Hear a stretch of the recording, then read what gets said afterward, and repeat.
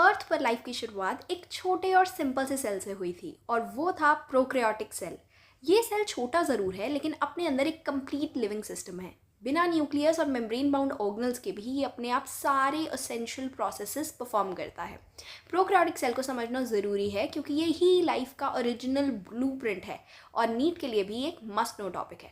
इस वीडियो में हम डिटेल में देखेंगे कि प्रोक्रियोटिक सेल का स्ट्रक्चर कैसा है, उसके कंपोनेंट्स कैसे हैं, सेल एनवेलप कैसा है इसका, राइबोसोम्स किस तरीके के हैं, न्यूक्लियस किस तरीके का है भी या नहीं है, और वो सारे इंपॉर्टेंट पॉइंट्स जहाँ से नीट हमेशा क्वेश्चंस पूछता है। तो चलो शुरू करते हैं और समझते हैं लाइफ का सबसे basic unit, the prokaryotic cell.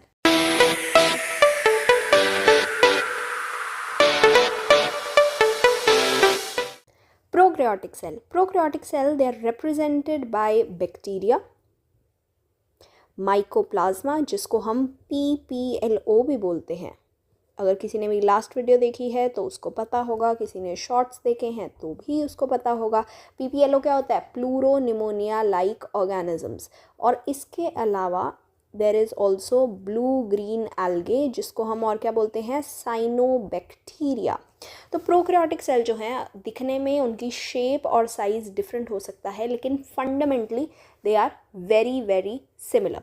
ठीक है, तो अगर हम शेप एंड साइज़ की बात करें तो हमारे पास 4 टाइप की वेरिएशन आती है। एक तो होते हैं कोकस जो कि होंगे स्फेरिकल, एक होते हैं बैसिलस जो कि होंगे रॉड लाइक, एक होते हैं विब्रियो जो कि कॉमा शेप्ड होंगे, और स्पिरिलम वाले होंगे स्पाइरल शेप्ड। तो कहीं पर भी अगर आप बैसिलस, कोकस, विब्रियो, स्पिरिलम पढ़ते हो तो उस हिसाब से आप उसकी शेप जो है वो डिफाइन कर सकते हो। जैसे विब्रियो कॉलेरा पढ़ते हैं हम, स्ट्रेप्टोकोकस पढ़ते हैं हम, है ना, तो उस हिसाब से आप उसकी शेप बता सकते हो। नाउ प्रोकैरियोटिक सेल, मैंने यहाँ पे डायग्राम दिखा रखा है आपको। This is your typical prokaryotic cell.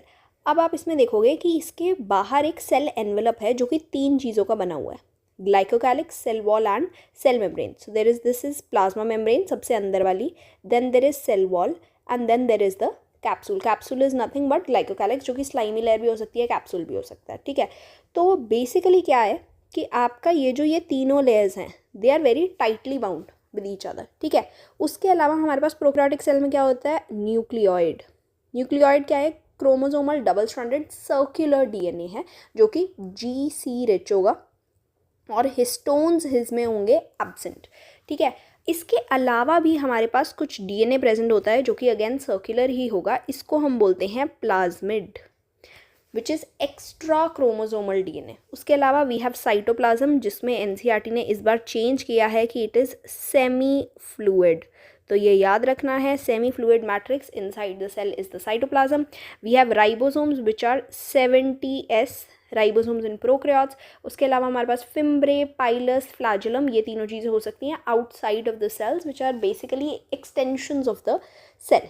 ठीक है, तो ये बहुत सारी चीज़ें हैं हमारे पास, हम एक एक करके हर चीज़ डिस्कस करेंगे but we will start with the cell envelope जिसमें हमारे पास 3 चीज़ें हैं, glycocalyx, cell wall and cell membrane. Let's first start with glycocalyx. Glycocalyx is the outer most layer, सबसे बाहर वाली जो लेयर है आपकी सेल एनवेलप की, that is your glycocalyx. Glycocalyx किसका बना होता है? मेनली कार्बोहाइड्रेट्स का बना हुआ होता है। It is of 2 types, different cells में अलग अलग तरीके का हो सकता है ग्लाइकोकैलिक्स, और इसका साइज़ भी डिफरेंट तरीके का हो सकता है। या तो इसमें स्लाइमी लेयर हो सकती है, स्लाइम जैसी लेयर, या ये कैप्सूल की तरह हो सकता है। स्लाइम लेयर कैसी होगी? लूजली अटैच होगी सेल मेम्ब्रेन के साथ and it prevents the bacteria from desiccation. Mostly aquatic bacteria में देखने को मिलता है। डेसिकेशन का मतलब होता है कि एकदम विदर होके टूट जाना, ठीक है, खराब हो जाना। तो डेसिकेट नहीं होने दे रहा बैक्टीरिया को। कैप्सूल्स कैसे होते हैं? Capsules are tightly attached to the cell membrane. Also, they give a gummy and sticky character to the cell. ठीक है, and they protect the bacteria from host immune system. तो वो बैक्टीरिया जो आपको आके इन्फेक्ट कर सकते हैं उनको बचाने के लिए आपके इम्यून सिस्टम से ये कैप्सूल प्रेजेंट होता है।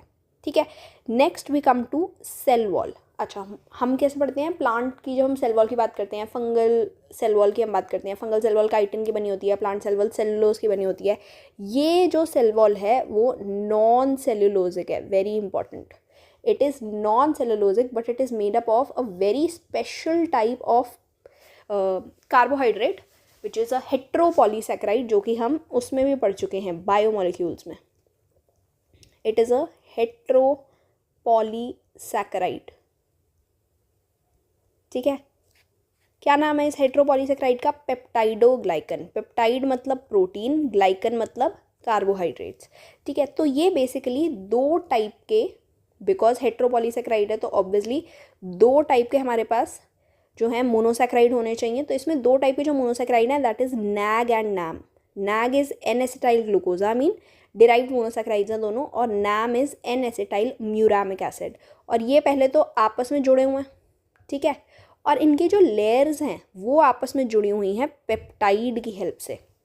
और यही पेप्टाइड जो है, ये क्रॉस लिंक जो पेप्टाइड का है, ये जो है कोई भी एंटीबायोटिक या आपके जो फिजियोलॉजिकल बैरियर्स हैं आपकी बॉडी में, जैसे कि लाइजोसोम है, आप लाइजोजाइम एंजाइम होगा, आपके टीयर्स में होगा, आपके सलाइवा में होगा, ये जो है वो इसी पेप्टाइड को तोड़ते हैं, जिसकी वजह से इसकी सेल वॉल टूट जाती है बैक्टीरिया की, और बैक्टीरिया जो है वो नष्ट हो जाएगा, खराब हो जाएगा।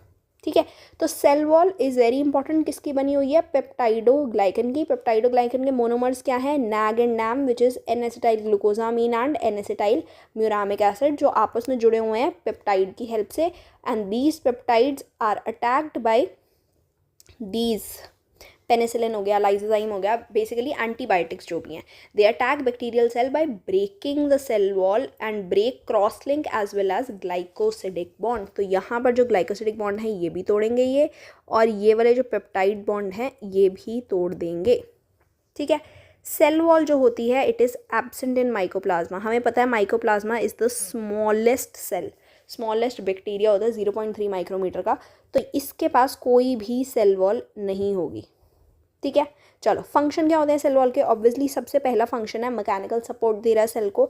It provides shape and rigidity, very important, ये आपके एनसीईआरटी में मेंशन्ड है फंक्शन।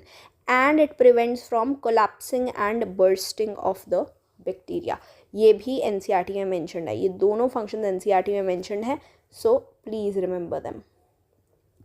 ठीक है, next on the basis of कि थिकनेस क्या है सेल एनवेलप की, हमारे पास दो टाइप के बैक्टीरिया होते हैं, ग्राम पॉजिटिव और ग्राम नेगेटिव। एक्चुअली में ये ग्राम पॉजिटिव ग्राम नेगेटिव नाम कहाँ से आया? क्रिश्चियन ग्राम नाम के एक साइंटिस्ट थे जिन्होंने क्रिस्टल वॉयलेट डाई यूज़ करी थी टू स्टेन द बैक्टीरिया। अब जो भी बैक्टीरिया ये डाई जो हैं वो एक्सेप्ट कर लेते हैं, ठीक है, उससे स्टेन हो जाते हैं, उनको हम बोलते हैं ग्राम पॉजिटिव, और जो नहीं हो पाते हैं उससे स्टेन, उसको हम बोलते हैं ग्राम नेगेटिव। तो जो भी ग्राम पॉजिटिव बैक्टीरिया है उनके अंदर ऑलमोस्ट पेप्टाइडोग्लाइकन 80% होता है, मीजोजोम प्रेजेंट होते हैं उनके पास, and they give violet colour because they are stained by the crystal violet dye, और वो उसको एक्सेप्ट करते हैं and they give the violet colour. They are less pathogenic, and इनकी जो सेल वॉल होती है that is single layered and smooth. यही अगर आप ग्राम नेगेटिव पे आओगे तो पेप्टाइडोग्लाइकन 10 to 15% ही है, मीजोजोम एब्सेंट है। अभी बताऊंगी मैं आगे मीजोजोम क्या होता है, टेंशन ना लो। Appear reddish after counter stain, ठीक है, तो वायलेट डाई से वायलेट स्टेन नहीं हो रहे हैं ये, इसलिए हमने इनको क्या बोल दिया? Gram negative. They are more pathogenic and the cell wall is 2 layered and wavy instead of smooth. तो यहाँ पर मैंने बना रखा है दिस इज ग्राम नेगेटिव, एक एक्स्ट्रा लेयर है हमारे पास। ठीक है, चलो आगे बढ़ते हैं। Next we have cell membrane. Cell membrane similar होती है प्रोकैरियोटिक एंड यूकैरियोटिक सेल में, दोनों में ही सेम सी होगी। बेसिकली क्या है, एक आपकी जो सेल को, पूरे साइटोप्लाज्म को बाउंड्री प्रोवाइड कर रही है सेल मेम्ब्रेन, है ना, और तो क्या ही है इसमें।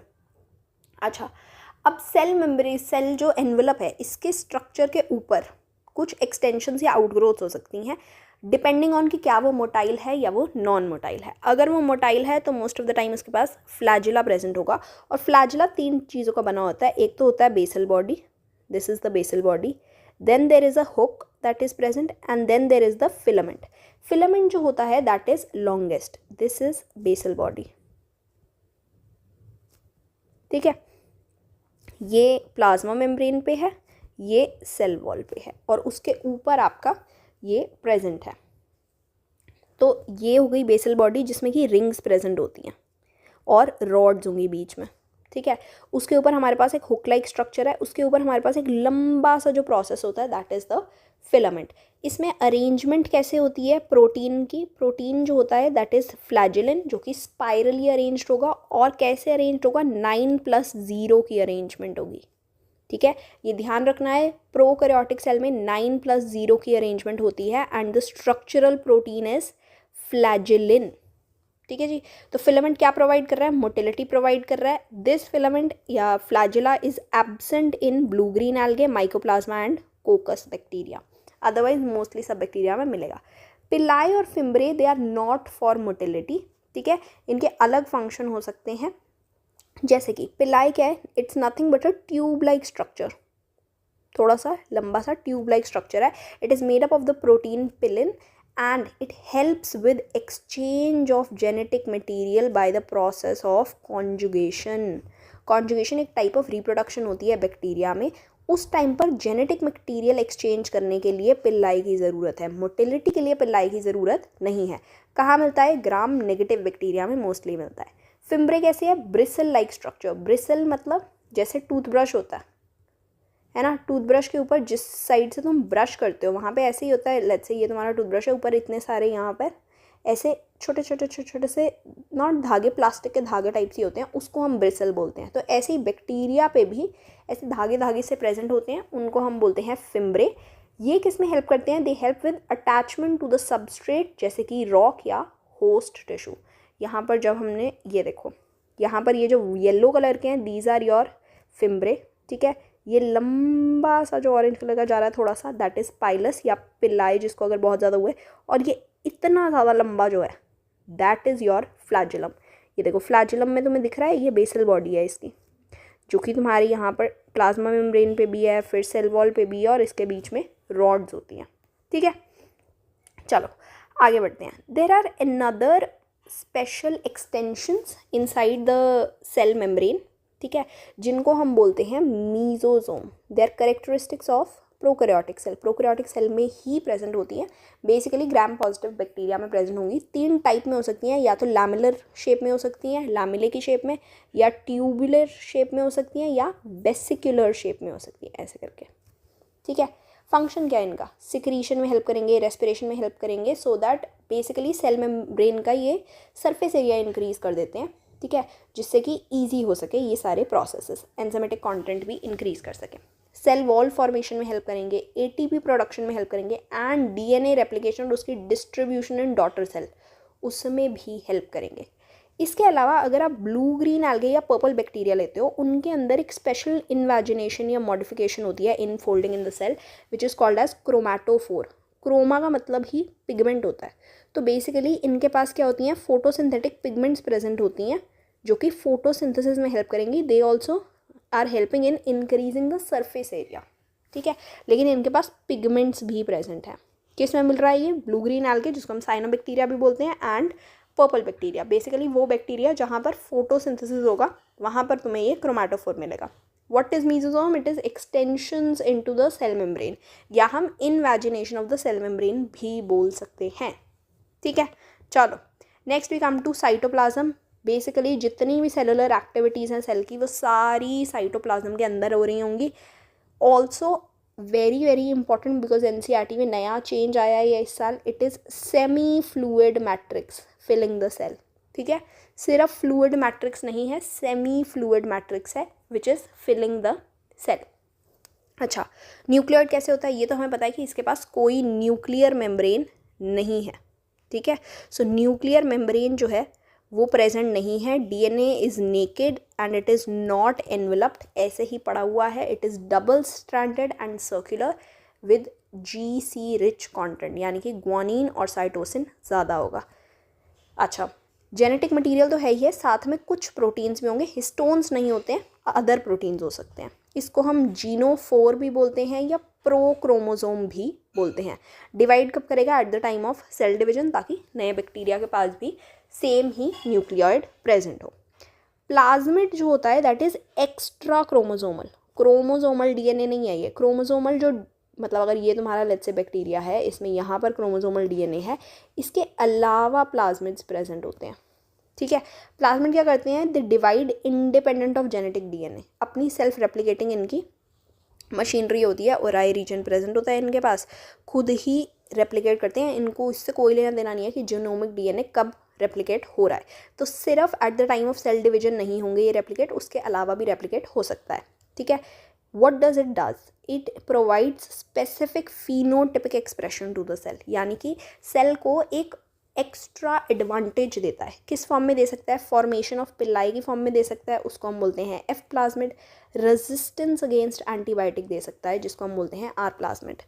जो भी 12th के बच्चे हैं उन्हें ये पता होगा, उन्होंने अगर बायोटेक वाला चैप्टर पढ़ लिया है, या 11th वाले जो हैं बायोटेक का एक चैप्टर है प्रिंसिपल एंड प्रोसेसेस करके, उसमें हम PBr 322 के बारे में पढ़ते हैं, विच इज़ अ प्लाज्मिड। हम PUC8 के बारे में पढ़ते हैं, है ना। ये सारे आर प्लाज्मिड्स। इनके पास एक्चुअल में एम्पिसिलिन रेजिस्टेंस जीन होगा, टेट्रासाइक्लिन रेजिस्टेंस जीन होगा, तो ये रेजिस्टेंस प्रोवाइड करते हैं आपके सेल को। ऑल्सो ये जो हैं हेल्प कर सकते हैं with integration of foreign DNA, integration of foreign DNA into the cell. उसके लिए भी प्लाज्मिड इज़ वेरी इंपॉर्टेंट। तो अगर आपको कोई प्रोडक्ट्स बनवाने हैं बैक्टीरिया से, तो वो आप प्लाज्मिड में ही उसका जीन डालते हो ताकि वो आगे वो वाले प्रोडक्ट्स फॉर्म करें। अगर हम राइबोसोम के बारे में बात करें तो प्रोकैरियोटिक सेल में राइबोसोम्स कैसे होंगे? वैसे ही होंगे जैसे यूकैरियोटिक सेल में होंगे, ठीक है। दे आर सिंगल मेम्ब्रेन, ठीक है, डबल मेम्ब्रेन नहीं होते हैं, सिंगल मेम्ब्रेन होंगे। इनको हम राइबो न्यूक्लियोप्रोटीन्स भी बोलते हैं। क्यों? क्योंकि ये RNA और प्रोटीन्स के बने होते हैं। RNA क्या होता है? राइबोसोमल RNA होता है, ये हमने बायोमोलिक्यूल्स में पढ़ा था। मेम्ब्रेन लैक ही समझ लो, क्योंकि एक सिंगल सी लेयर होगी जिसमें तुम्हारे पास RNA भी होगा और साथ में ही बहुत सारे प्रोटीन्स भी होंगे, ठीक है। साइज़ क्या होगा इसका? 15 नैनोमीटर इंटू 20 नैनोमीटर, ये NCERT में गिवन है, ठीक है जी। चलो, प्रोकैरियोटिक राइबोसोम कौन सा होगा? 70S ribosome, very very important. अच्छा, 30S सब यूनिट इज द स्मॉल सब यूनिट, प्लस तुम्हारा जो 50S सब यूनिट होता है विच इज़ द लार्ज सब यूनिट, ये दोनों एक साथ जुड़कर बनाते हैं तुम्हारा 70S राइबोसोम। अब ये 30 + 50 नहीं करना है, यहाँ पे 80S राइबोसोम नहीं है ये, ठीक है। This is 70S, 30S + 50S मिला के 70S राइबोसोम है। इसका प्लस करके नहीं बनाया है ये ध्यान रखना है, ठीक है। 80S राइबोसोम यूकैरियोटिक सेल में होता है। 30S राइबोसोम में हमारे पास 16S RNA है और 21 प्रोटीन्स प्रेजेंट है, और 50S वाले में 5S RNA है, 23S RNA and 34 proteins present है। S क्या है अब यहाँ पे? S जो है उसको हम स्वेडबर्ग यूनिट या सेडिमेंट कोएफिशिएंट भी बोलते हैं। बेसिकली ये मेजर करता है डेंसिटी एंड साइज, ठीक है। सो 30S इज़ द स्मॉलर सब यूनिट, ये ध्यान रखना है, and this is the larger सब यूनिट। ये दोनों जो हैं वो एक दूसरे के साथ जुड़ते हैं with the help of magnesium ions, ठीक है। जब मैग्नीशियम आयन की कॉन्सेंट्रेशन बहुत ज़्यादा होती है तब ये एक दूसरे के साथ जुड़ जाते हैं, जब मैग्नीशियम आयन की कॉन्सेंट्रेशन कम हो जाती है तब ये अलग अलग हो जाते हैं, ठीक है। चलो, अच्छा, जब आपके राइबोसोम जो हैं वो मैसेंजर RNA के साथ जुड़ते हैं, so they help with formation of proteins, क्योंकि main function of ribosomes is protein synthesis, ठीक है। तो सिंथेसिस ऑफ प्रोटीन्स ही कराने का काम है एक्चुअल में तो राइबोसोम का। लेकिन आपका जो प्रोकैरियोटिक DNA होता है, मैसेंजर RNA होता है, वो पॉलीसिस्ट्रोनिक होता है। क्या मतलब होता है इस बात का? कि उस पर बहुत सारे राइबोसोम्स एक साथ जुड़ सकते हैं और एक साथ प्रोटीन की फॉर्मेशन करा सकते हैं। तो एक ही बार पे, एक ही मैसेंजर RNA पे बहुत सारे राइबोसोम जुड़ जाएंगे और एक ही साथ बहुत सारे आपके जो प्रोटीन्स हैं वो फॉर्म हो सकते हैं, ठीक है। पॉलीजोम बोलते हैं हम इसको, जब मैसेंजर RNA पे बहुत सारे राइबोसोम्स जुड़े हुए होते हैं। It appears as a bead on a string. जो भी साइटोप्लाज्मिक राइबोसोम्स हैं वो प्रोटीन सिंथेसाइज करेंगे जो सेल के अंदर ही रह जाएंगे, लेकिन वो राइबोसोम जो प्लाज्मा मेम्ब्रेन के पास प्रेजेंट होते हैं वो ऐसे प्रोटीन्स बनाते हैं जो कि हमें ट्रांसपोर्ट करने हैं बाहर की तरफ। लास्ट जो टॉपिक है हमारा, इंक्लूजन बॉडीज प्रेजेंट होती हैं प्रोकैरियोटिक सेल में, जिनको हम बोलते हैं cell inclusions. They are not bound by any membrane except कुछ गैस वैक्यूल्स या सल्फर ग्रैन्यूल्स जो हैं इनके पास हो सकता है मेम्ब्रेन, ठीक है। It is formed for storing extra और वेस्ट प्रोडक्ट, ठीक है। तो स्ट्रक्चर किस लिए है ये? ताकि हम एक्स्ट्रा या वेस्ट प्रोडक्ट स्टोर कर लें। एग्जाम्पल मेरे पास गैस वैक्यूल्स हैं, सल्फर ग्रैन्यूल्स हैं, साइकोफाइशियन ग्रैन्यूल्स हैं, ग्लाइकोजन ग्रैन्यूल्स हैं, ठीक है। गैस वैक्यूल्स का फंक्शन क्या है, गैस को स्टोर कर रहे हैं, बायंसी प्रोवाइड कर रहे हैं, है ना। Also they are formed in photosynthetic bacteria, क्योंकि फोटोसिंथेटिक बैक्टीरिया रिलीज करेंगे ये गैसेस, जैसे कि blue green algae, purple and green photosynthetic bacteria. Sulphur granule में सल्फर प्रेजेंट होगा, ऐसे ही ग्लाइकोजन ग्रैन्यूल में ग्लाइकोजन भरा हुआ होगा, ठीक है। तो ऐसे करके इंक्लूजन बॉडीज भी प्रेजेंट होती हैं। तो we have discussed everything, we have discussed the cell envelope of the prokaryotic cell, ठीक है। उसके बाद हमने सेल एनवेलप में हमने ये बोला था कि एक ग्लाइकोकैलिक्स की लेयर होगी जो कि 2 टाइप की हो सकती है, स्लाइमी लेयर या कैप्सूल। उसके बाद हमने सेल वॉल के बारे में बात करी जो कि पेप्टाइडोग्लाइकन की बनी हुई है, इट इज़ नॉन सेलुलोजिक, है ना। फिर हमने बोला सेल मेम्ब्रेन होती है, लेकिन सेल मेम्ब्रेन जो है वो यूकैरियोटिक सेल्स की तरह ही होती है, तो हम यूकैरियोटिक सेल में डिटेल में पढ़ेंगे सेल मेम्ब्रेन, उस टाइम मैं आपको पढ़ा दूंगी, ठीक है। उसके अलावा हमने बात करी है कि न्यूक्लियोइड प्रेजेंट होता है ना। Nucleoid is the chromosomal DNA. उसके अलावा वी ऑल्सो हैव प्लाज्मिड्स। और अगर हम structures on the cell envelope की बात करें तो we have flagella, we have pili and we have fimbriae, जिसमें से flagella is used for motility, pili और फिम्ब्रे के अलग अलग यूज़ हैं। फिम्ब्रे जो है वो होस्ट के साथ अटैच करने के लिए, रॉक के साथ या होस्ट टिश्यू के साथ अटैच करने के लिए काम आता है। पिल्लाई जो है वो रिप्रोडक्शन कॉन्जुगेशन वाले उसमें काम आता है, ठीक है। उसके अलावा we also talked about some modifications in the cell membrane which was mesosome, जो कि 3 तरीके का हो सकता है, लैमेलर हो सकता है, वैसिकुलर हो सकता है या ट्यूबुलर हो सकता है, और there can also be chromatophores. Chromatophores क्या करते हैं, क्रोमैटोफोर्स जो होते हैं इनके पास पिगमेंट प्रेजेंट होता है, तो फोटोसिंथेटिक बैक्टीरिया में होगा। उसके अलावा we talked about ribosomes of the prokaryotic cell. कैसे राइबोसोम होंगे, 70S जो कि 30S सब यूनिट एंड 50S सब यूनिट के बने हुए हैं। 30S में 16S RRNA होगा, 50S वाले में कौन सा होगा, 5S RRNA and 23S RRNA, ठीक है। उसके अलावा हमने सेल इंक्लूजन्स के बारे में बात कर ली। इंक्लूजन बॉडीज़ बोलते हैं जिनको हम, है ना, जो कि बेसिकली क्या है, जो भी एक्स्ट्रा या वेस्ट प्रोडक्ट है उसको स्टोर करने के काम आती है, जैसे कि गैस वैक्यूल, सल्फर ग्रैन्यूल, ये सब कुछ। बस इतना ही था प्रोकैरियोटिक सेल में, और कुछ भी नहीं है। Very very easy. मैंने इसमें आपको पूरा NCERT, पूरा नीट में जो भी आ सकता है सब कुछ कवर करा दिया है। दिस नथिंग एल्स जो इससे ज़्यादा आ सकता है, ठीक है। तो अब हम पढ़ेंगे नेक्स्ट वीडियो में यूकैरियोटिक सेल के बारे में। पर eukaryotic cell because it's a very big topic, तो हम पार्ट्स में डिवाइड करके पढ़ेंगे।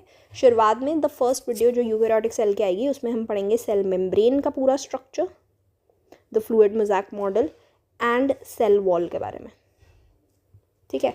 उसके बाद न्यूक्लियस, एंडोमेम्ब्रेन सिस्टम, फिर न्यूक्लियस, माइटोकॉन्ड्रिया, सब कुछ एक एक करके we'll cover everything. Next video में we will cover cell membrane and cell wall, ठीक है। So stay tuned, we'll go on with the series, और हम पूरा नीट का सिलेबस करेंगे ही करेंगे। इसके अलावा शॉर्ट्स में, यूट्यूब शॉर्ट्स की हेल्प से मैंने आपके लिए वो भी बना दिया है, 60 सेकेंड नीट सीरीज़ है एक, जिसमें यूट्यूब शॉर्ट्स की हेल्प से भी मैं आपका पूरा नीट का सिलेबस कराती हूँ। तो what ever video, long form video you will watch, उससे रिलेटेड एक यूट्यूब शॉर्ट भी आपको ज़रूर मिलेगा, जो कि उससे नेक्स्ट डे डलता है। जब वीडियो डल जाती है उससे नेक्स्ट डे वो डलता है। तो if you like this video, make sure to hit the like button, share this video and subscribe to the channel.